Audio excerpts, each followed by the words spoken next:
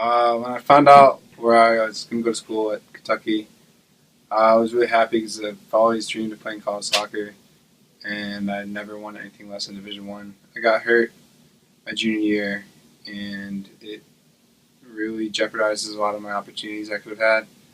But luckily, I still got the opportunity to come and play Division One soccer, and I couldn't be more fortunate. Well, during the season, we have practice in the fall in the afternoon, and in the spring, we have practice in the morning. So in the fall, we have classes from 8 a.m. to about 12:30ish. Maybe a little hour before practice to sleep or get a meal if you like. Then you head over to the locker room for a pregame talk or pregame practice talk, and we talk, and then we go out and practice, and we have a good practice, put in a good days of work, and then back to testing. It's a little bit like Spider-Man. You know how he always had to go save people because he was given a great power? Well, I feel like sometimes being a D1 athlete gives me such power. I impact people around me and I impact my school through my play and my behavior around the school. And I love it. I love it. I love feeling like I matter to others and that I can help others.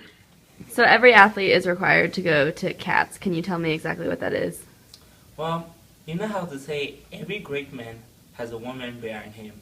Well, Kat is that woman. She's the woman you want to kill every day, but you love so much because she helps you stay accountable.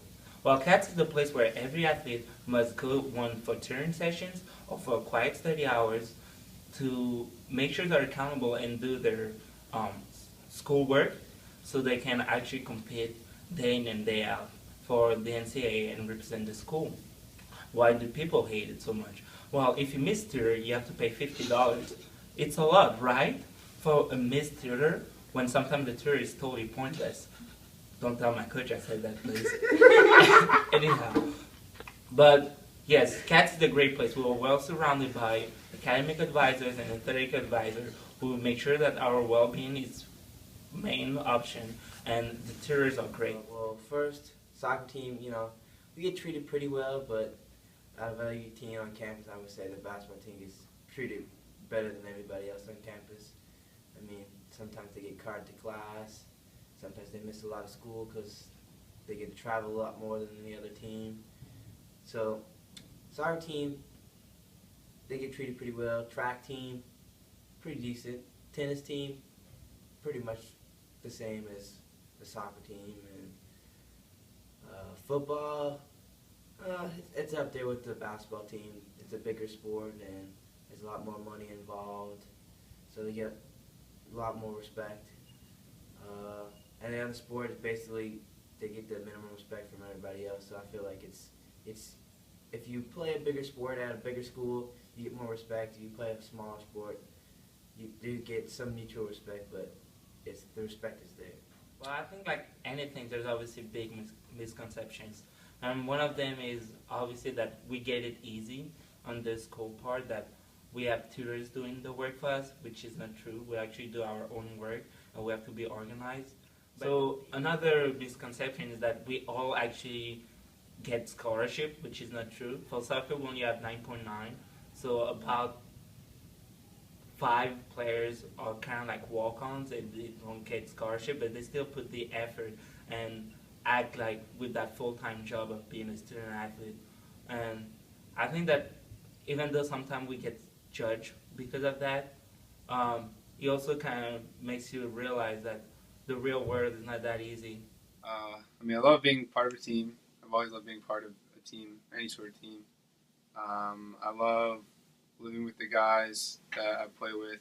We become really close. It helps us a lot more in the field as well. That's like playing soccer, especially with your best friends. Something I dislike would definitely be waking up at 7 a.m. every single weekday and going to lift and then train. It's hard to do both at the same time, one after the other. I also don't like mandatory study hall, but it is also very beneficial.